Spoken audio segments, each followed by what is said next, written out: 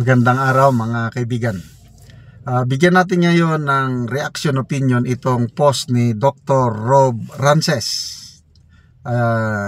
Pinost niya ang kalagayan ni Claudine Co, yung pamangkin ni Congressman Saldico o anak ng dating kongresista na Christopher Co. Diba, binabas siya ngayon. Grabing bashing. Ito na.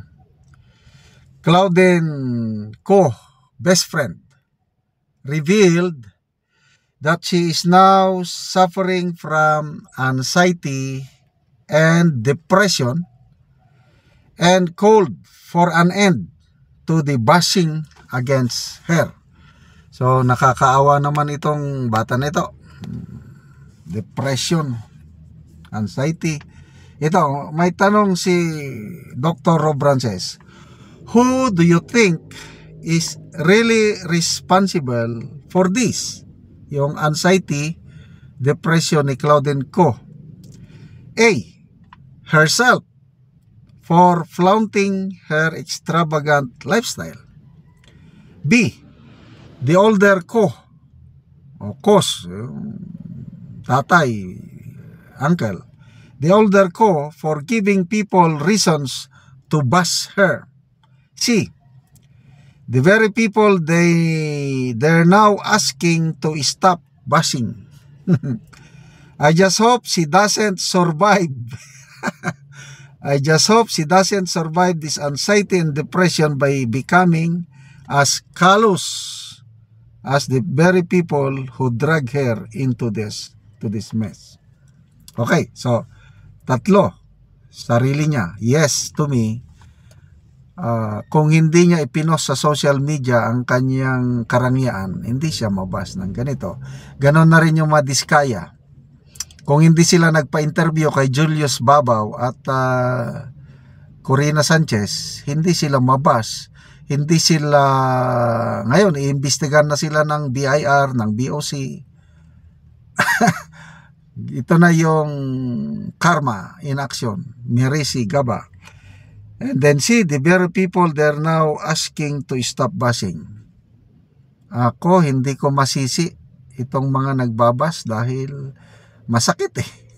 Although, ideally sana, Christian teaching, yung ganito is ipag-pray. Yon ang turo ng Panginoon. Kailang mahirap gawin yan. So, to me, kung bakit nagkakaganito is dahil sa kanya, dahil sa kanyang parents. Kaya binabas siya ng ganon. Magbasa lang ko sa mga comments. Ang daming mga comments na kung dito. Joy Sarmiento, Claudine, sabi niya, this is very basic. Does your school not teach you Newton's law of motion? In every action there's an equal and opposite reaction. Asking for accountability is not bashing because there is a basis. Flex your brain if you have time, please. Parang yan din yung principle sa Biblia. Whatever you sow, you reap. Hindi talaga magkakamali yan. Sowing and reaping.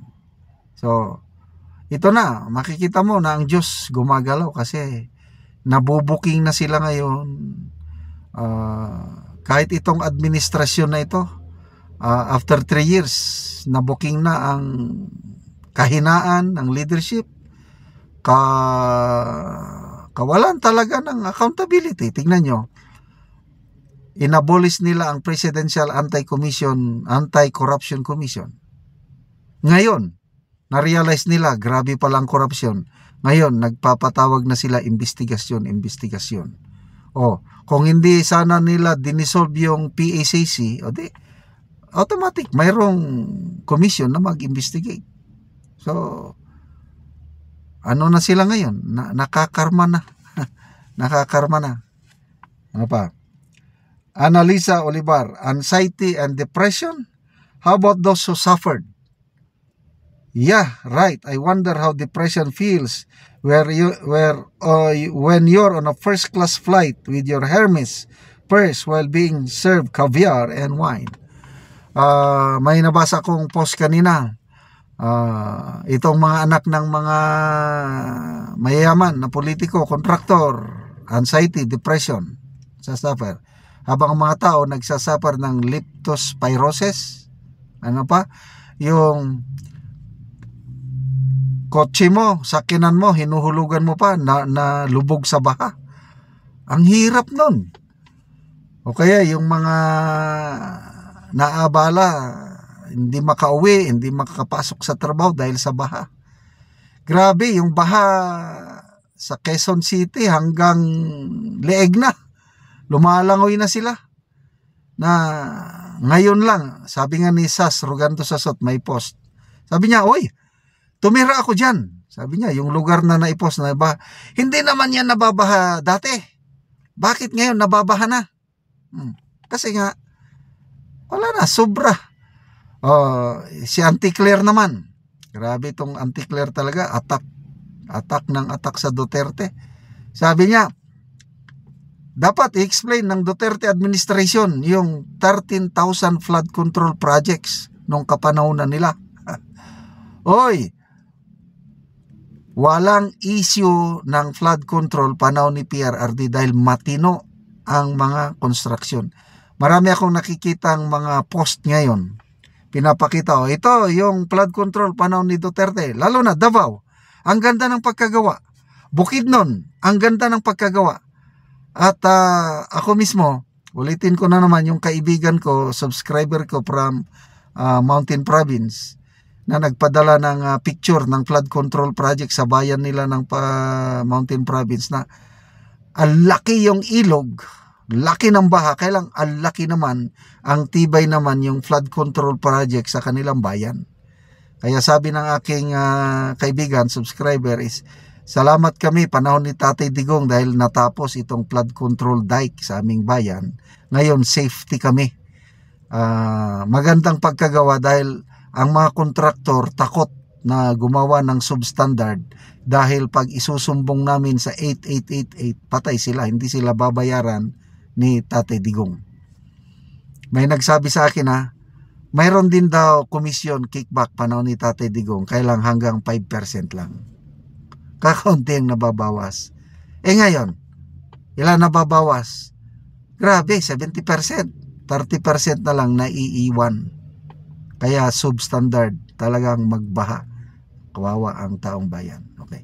Salamat mga kaibigan sa inyong pagsubaybay sa ating channel. Nakakatulong kayo ng malaki sa tribong Talandig ng Bukidnon dahil ang sweldo natin sa channel na ito pantulong sa tribo. Namimigay tayo ng livelihood assistance, nagpapatanim ng saging lakatan at Arabica coffee.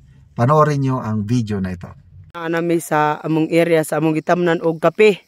So karon nagaabono mi og naga-spray sa among kape. So muna ni sila ang nagtabang para sa among pag-abono. Og karon muna ni ang itsura sa among kape nga isa pa ka bulan. Abunuan og isprayan.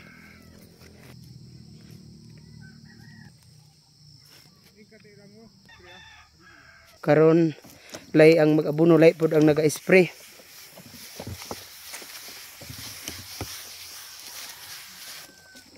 Kining among gi-spray Silicron og Rumix.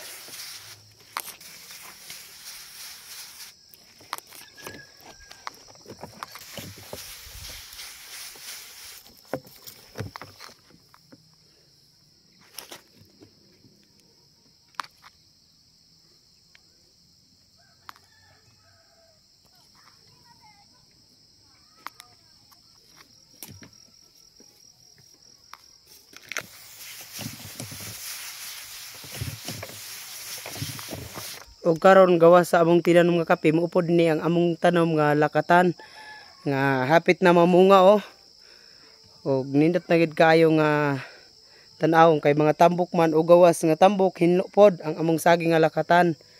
So salamat kaayo sa Ginoo og sa nagsuporta sa among pagpananom og kape. Hinaot unta nga kini nga suporta magapadayon sa abono og sa among pagpananom og sa uban pa nga chemicals nga magamit namo sa among pagpananom. Salamat kaayo, ang Ginoo mo ay magapanalangin sa nagatabang sa amoa. Salamat og thank you.